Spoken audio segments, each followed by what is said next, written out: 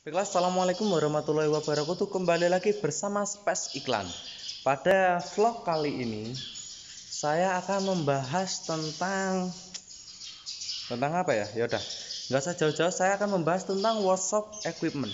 Nah, workshop equipment. Workshop equipment itu apa sih sebenarnya? Workshop equipment itu adalah bukan sebuah sih, adalah sebuah alat atau alat yang digunakan di bengkel atau industri otomotif. Nah, tapi alat ini dia bukan peralatan utama, melainkan peralatan pembantu untuk mempermudah dalam melakukan pekerjaan. Jadi tuh, alat yang digunakan di sebuah bengkel tapi bukan peralatan utama, melainkan peralatan membantu yang bertujuan untuk mempermudah pekerjaan. Itu fungsi dari workshop equipment. Alatnya apa aja sih? Yang pertama akan saya bahas adalah ini, shop press. Bisa dilihat ini tampak atas dan itu tampak bawahnya. Shop press atau mesin press sesuai dengan namanya, digunakan untuk mengepres atau menekan benda-benda kerja. Jadi di sini ini nanti bisa turun. Ini bisa turun ke bawah sampai dia tekanannya 30 ton. Nah, ini 30 ton. Dia nanti bisa menekan sampai tekanan 30 ton untuk memasang benda kerja, melepas benda kerja. Ini fungsi dari shop press. Setelah shop press atau mesin press, ada juga alat lain yang namanya ini, yang merah ini. Nah, ini namanya adalah engine crane. Engine crane digunakan untuk mengangkat mesin.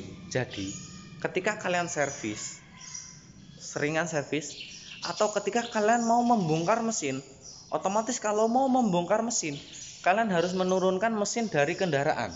Apakah mau kalian gotong mesin tersebut? Itu ya berat. Soalnya saya pernah bongkar mesin itu, kendaraan saya angkat, mesinnya itu saya angkat, saya gotong.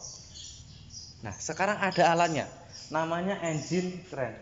Jadi nanti mesin itu akan ditaruh di sini, ditali di sini, kemudian diangkat.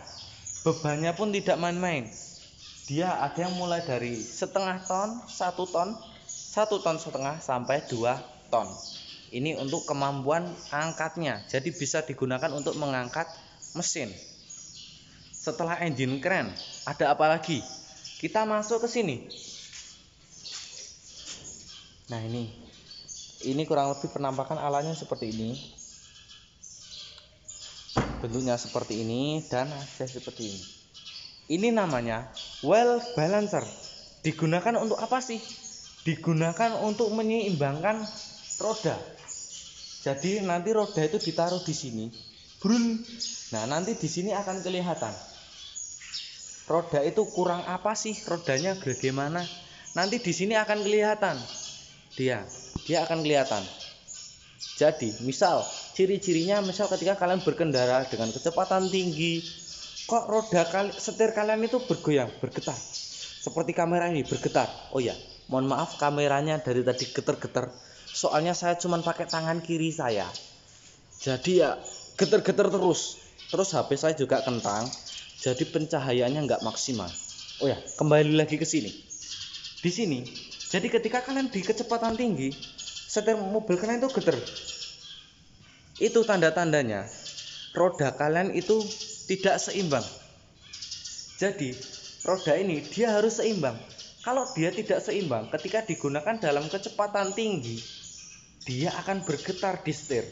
Itu perlu dibalancing, perlu diseimbangkan. Jadi ini alatnya, wheel balancing. Ada juga alat yang lain, namanya itu adalah nih, wheel alignment. Nih, yang kelihatan gede ini. Nah, ini ada sensornya di sini, sebelah sana juga ada. Di tengahnya ada TV-nya atau monitornya, di dalamnya ada komputernya. Wheel alignment.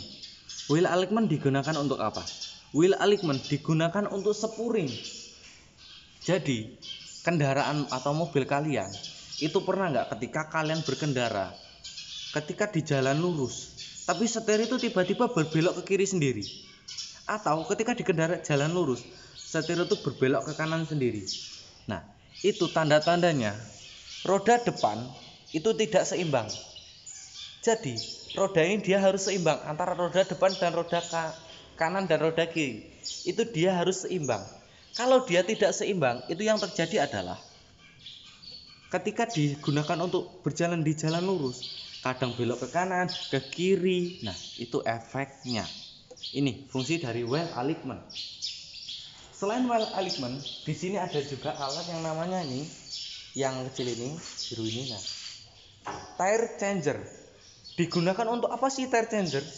Tire changer digunakan untuk melepas dan memasang ban atau roda. Jadi ketika mau ganti ban, mau ganti velg, itu bisa digunakan pakai ini. Apalagi zaman sekarang itu roda-roda atau ban itu sudah canggih. Semuanya sudah memakai ban tubeless. Makanya kalau kalian bongkar pakai cara konvensional, apalagi seperti ban motor, dijugil, itu dia tidak akan bisa atau sulit. Makanya sudah pakai alat yang profesional. Tire changer.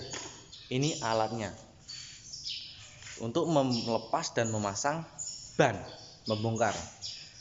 Selain tire changer, ada juga car lift. Car lift itu apa sih?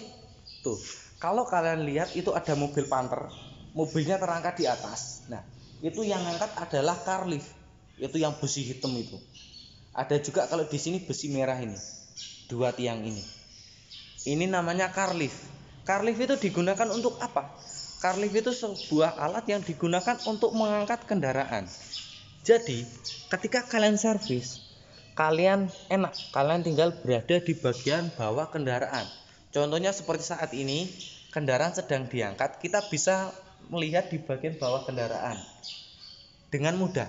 Kalau tidak pakai car lift, ya kalian sulit, kalian harus ngolong di bawah kendaraan, kotor baju kalian. Tapi kalau mekanik kotor tidak apa-apa lah. Nah, sekarang kita cobalah, kita buktikan apakah baju saya akan kotor ketika saya ada di bawah kendaraan. Kita buktikan. Tidak, baju saya tidak kotor. Nah, saya sudah berada di bawah kendaraan. Otomatis ketika kalian berada di bawah kendaraan, kalian bisa melihat kerusakan yang terjadi di sini. Contohnya saya bisa melihat di sini ada rembesan oli. Saya bisa melihat ini dari transmisi, ini juga dari transmisi, di sana ini dari mesin. Nah, itu bisa kelihatan semua. Otomatis ketika kalian servis di bengkel, pekerjaan kalian akan lebih mudah, soalnya kendaraan sudah diangkat. Kalian bisa servis dari bawahnya sini. Oke. Selain itu, ada juga namanya, kalau yang car lift ini kan dia mengangkat semuanya, ya kan? Sekarang kalau cuma mau mengangkat sebagian, misal roda kalian itu bocor sebelah, kan apa harus diangkat semua? Tidak. Bisa juga, ada juga alatnya yang namanya ini, dongkrak. Digunakan untuk mengangkat suatu kendaraan, tapi tidak semuanya, cukup bagian-bagiannya saja. Misal kalau roda kalian ada yang bocor, cukup kalian angkat bagian roda tersebut, jadi lebih mudah, tidak harus pakai car lift. Nah, misal, tapi kok kalian tidak boleh hanya mengandalkan kekuatan dari dongkrak. Misal ketika kalian servis di bawah kendaraan, kalian tidak boleh menggunakan hanya percaya pada kekuatan dari dongkrak. Soalnya dongkrak ini lama-lama dia akan melemah. Jadi tadinya dia ngangkat kendaraan, lama-lama dia akan turun. Ketika kalian lagi servis di bawahnya, dongkrak itu turun, apa yang terjadi dengan tubuh kalian? Akan penyet, jadi ayam geprek. Makanya ada alat lagi yang namanya jack stand, digunakan untuk menahan kendaraan. Jadi kendaraan setelah kalian angkat dengan dongkrak, kalian tahan dengan jack stand. Otomatis kalau sudah kalian tahan dengan jack stand, kalian akan bisa leluasa servis di bawah kendaraan tersebut, jadi lebih mudah. Oh ya, itu vlog kali ini cukup tentang itu aja lah ya, tentang apa itu workshop equipment dan beberapa contoh alatnya. Apabila kalian ada yang penasaran bagaimana cara kerja alat yang sudah saya jelaskan, kalian tinggal klik atau tinggal komen di bawah. Nanti akan saya buatkan videonya dengan cepat. Soalnya kalau saya kan di sini karena video ini sebenarnya bukan untuk video publik, tapi video ini digunakan untuk pembelajaran daring corona. Jadi pembuatan video ini sebenarnya lama dan tidak akan saya edit. Soalnya saya menyesuaikan dengan KIKD. Tapi kalau kalian yang ingin melihat cara kerja, misal kalian ingin melihat cara kerja dari wheel balancer atau cara kerja dari wheel alignment atau spurring atau cara kerja dari car lift, kalian silakan komen di bawah. Nanti akan saya buatkan video khusus untuk Anda. So, silakan bunyikan, silakan tekan subscribe dan bunyikan tombol lonceng apabila info ini berguna. Kalau tidak berguna, silakan kalian skip saja. Oke, untuk hari ini saya rasa cukup sekian dulu vlog dari saya. Sekian, wassalamualaikum warahmatullahi wabarakatuh. Jangan lupa tersenyum dan jangan lupa untuk selalu memakai masker. Untuk hari ini saya tidak memakai masker. Kenapa? Karena di sini saya cuma sendirian. Semua orang sudah pada pulang, jadi saya bisa sendirian dengan bebas di sini. Jadi saya tidak memakai masker. Tapi kalau sedang berkerumun, usahakan selalu memakai masker. Tetap patuhi protokol kesehatan. Kesehatan kalau tidak dimulai dari kita, terus dimulai dari siapa ya? Sekian dari saya. Wassalamualaikum warahmatullahi wabarakatuh. Salam Raketoro.